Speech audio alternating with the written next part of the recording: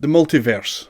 This phrase is more popular today than it's ever been, thanks to comic books and Marvel movies. The idea of alternate universes is something most kids and movie buffs are familiar with. However, the theory of there being infinite parallel universes is one which has been hotly debated for decades by reputable scientists and physicists. The theory summarises that when faced with a decision, say turn left or turn right, whichever one you choose, at that point an alternate timeline is then created, which you chose the other way, thus creating an alternate universe. Now imagine if that is the case for everyone's decisions, millions of decisions, every day since the start of time. That's why it has to be infinite. Throughout history, there have been many reports of people that have inadvertently popped across to another universe. Wow, I've not even started and already my head is hurting. Hi folks, my name's Johnny and welcome to the Oddest. Let's have a wee look at two stories of people that found themselves in a parallel universe.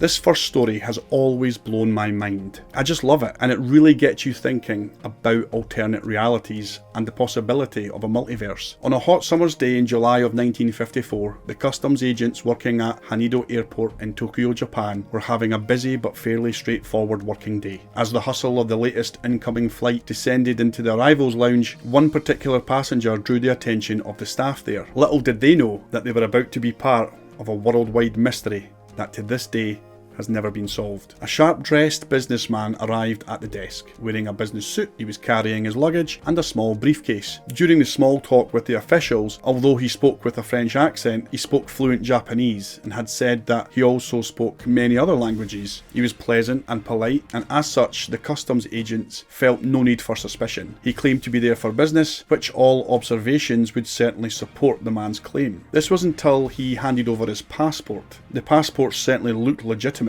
and it had travel stamps from several countries including Japan. What piqued the agent's curiosity, however, was under the section Country of Origin it said Taured. Now the officials didn't doubt the authenticity of the document. For all intents and purposes it was a real passport, but they pulled the man aside in order to speak to him further and to clarify a few things. They escorted the man into one of the wee security rooms off to the side. You know the ones I mean, right? The rooms that we all hope we're never taken into at any airport.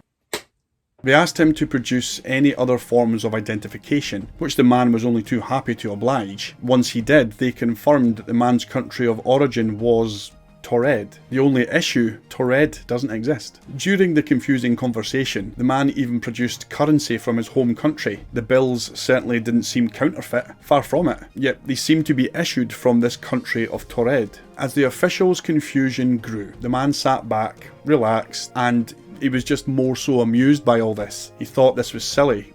He's clearly been to Japan several times without any issue. What's really going on? One of the investigators produced a map and instructed the man to point to his home nation. Smugly, the man sat forward and with his finger planted it firmly on the border between France and Spain. But now it was his turn to be confused. He rotated the map now to face him. He didn't understand. Was this a joke? There was no Taured. In fact, where the man was indicating is the modern day country of Andorra. He had told them that the kingdom of Taured was well established and in fact was over 1,000 years old, so it's an impossibility that it was missing from their modern map. Things didn't get better for the man as the investigators undertook further inquiries, only to discover that the company he claimed to work for simply did not exist. And although the company he was visiting in Japan did in fact exist, they had never heard of him, nor did the hotel which he claimed to be staying at. His confusion naturally turned into anger. He truly believed that he was the victim of some elaborate joke. I mean, let's be honest, if this happened to any of us, we'd be the exact same, right? We would be adamant that there was something wrong. The man regained his composure and, still maintaining that he was a victim of some prank, he demanded to speak to some sort of government official. He was subsequently detained. However, as they couldn't simply keep him in the interview room, they furnished him with a suite on the top floor of the airport's hotel, whilst they continued their investigation. 2 immigration officers were posted outside of the room with strict instructions that the man be forbidden to leave the confines of the room. The man was given a meal and indicated that he would have a wee nap. Later that night, as per the man's request, more immigration officers arrived with the government officials. However, once they unlocked the door to the hotel room, the man from Torred was not inside, nor were any of his belongings. He had simply vanished. Their attentions obviously focused on the two immigration agents posted outside, but they both attested that besides the delivery of the man's meal, no one had entered the room and no one had left. The only other way out of the room was by the window, which had no balcony or window ledge and was 6 stories up. So what happened to the man from Torred? The prevailing theory amongst believers is that he somehow dipped into our universe from another, not too different from ours. They claim that as inexplicably as he arrived, he was pulled back into his own reality from within the locked hotel room. Could this have happened during his nap? Would he merely wake up in his own reality convinced that the whole experience was a dream? Maybe back in his own universe, he would tell of his visit to another reality discussing how Torred didn't even exist. Maybe the Oddest YouTube channel exists there also, but their version of Johnny is thinner and much more handsome. No, wait, that can't be true. So let's imagine for a moment that you're the man from Torred. That would be quite a story to tell, right? But what if you never returned home? What if you were stuck in an alternate dimension similar to that of your own, but only with a few differences? You're not sure how you got here, and certainly have no idea how you'll get back. Well, that's exactly what happened to one woman. This is the story of Lorena Garcia Gordo. So let's jump back to July of 2008. Lorena, then a 41-year-old Spanish professional, awoke one morning just the same as any other. Things seemed somehow different to her. The sheets, the pillowcases, and the duvet cover of her bed were completely different from the ones in which she fell asleep in the night before. In fact, she didn't even own these ones. She didn't even own these sheets. It was her room for sure, but this strange anomaly confused her greatly. Maybe she was losing her mind. This was only reinforced by the fact that when she got dressed for work and headed out of the building to find her car, she was unable to find it where she had parked it the night before. She had parked it in her own private parking spot within a private car park, but not only was her car gone, the entire parking structure was gone also. Although not gone far, she discovered the exact same parking structure with her car in its allotted space, only it was in a slightly different area. Upset, freaked out and worried, she then made her routine journey to the building where she had been working for the past 20 years, only to discover that her name was not on the business list in the lobby, or at least where it normally is. She claimed that her name was now in a completely different department within the company and that the director's name she didn't even know. She checked her personal belongings and said that all of her bank cards, identification and other such things were fine. They were exactly the same. She took the rest of the day off and headed straight to the doctor's office. They ran tests on her, checking for signs of any illicit drugs in her system. Tests came back negative. She had no alcohol or drugs in her system. She returned home and scoured through her personal paperwork, her documents and bank statements, and she discovered everything seemed normal. At this time, a terrifying thought occurred to Lorena. What if she'd suffered from some sort of amnesia or mental break? Immediately she logged online and began scouring the internet. She saw that the news and top stories were the same as the previous night, so there were no missing days. As far as Lorena knew, she had woken up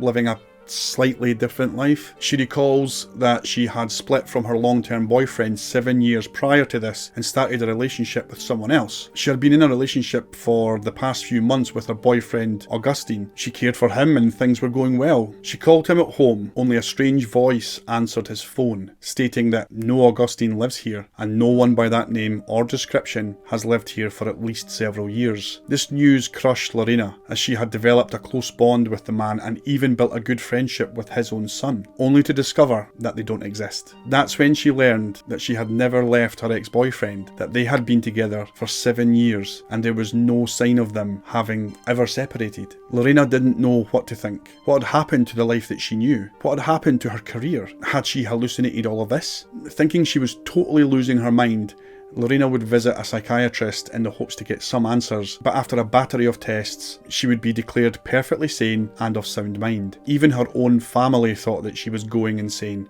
After telling them of all the strange occurrences that had happened, she then asked about her sister's recent shoulder operation, to which the confused family informed her that her sisters never had any operation. In fact, neither of the family have undergone any operations. Days, weeks and months passed as Lorena began to discover small but unnerving differences in her life. Clothing in her drawers and closets that she can't remember buying. Blog posts that she had made weeks, even days before, were now gone. Emails and chats were no longer archived on her computer. However, browsing through news sites and blogs, the world appeared to be the same, just like she had remembered before going to bed that July night. As the months passed and no answers could be found, Lorena became convinced that she had simply just gone to bed one night and awoke in a parallel universe, a world in which her life had been altered by small decisions of her past. Having sought medical attention, Lorena knew that no one would believe her ordeal, so she did what anyone in her position would do. She put a post on an online forum about her ordeal to ask for help. This is the post,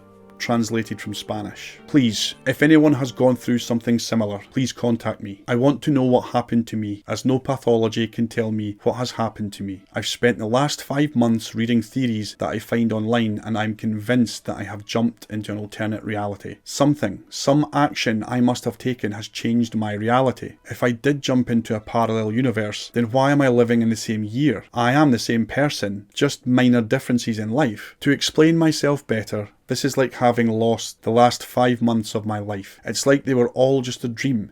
However, everyone else has the memories of the past 5 months, except for me. And I've done things during that time that I have no memory of doing so. Please abstain from making jokes or telling me that you have the truth. This is very serious to me. From her original post, Lorena received over 6,000 emails. Most were just curious to learn more about her story, but she claims that 300 of these emails have helped her come to terms with her experience. Some of these emails share experiences similar to her own. Some are even more incredible than her story. So that's it for today, folks. Thank you ever so much for spending the time with me once again. If you have enjoyed today's video, then get a wee look at this one, because that will blow your mind. Take care and keep smiling, and I'll see you in the next video.